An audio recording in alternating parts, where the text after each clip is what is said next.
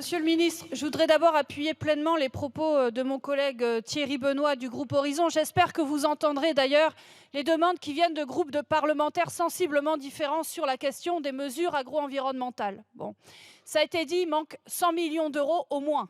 Voilà.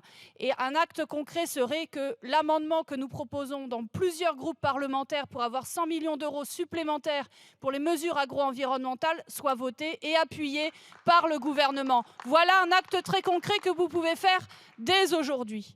100 millions d'euros, vous le savez, parce qu'il y a une programmation, vous l'avez dit vous-même, dans la PAC qui est absolument insuffisante, et vous êtes le patron dans cette affaire. Vous ne pouvez pas dire c'est les agences de l'eau, etc. C'est vous le patron. Le collègue Thierry Benoit l'a très bien dit. Il manque de l'argent. Aujourd'hui, très clairement, il y a des agriculteurs qui ont souscrit des mesures agro-environnementales qui ne sont pas sûrs d'être payés à la fin de l'année.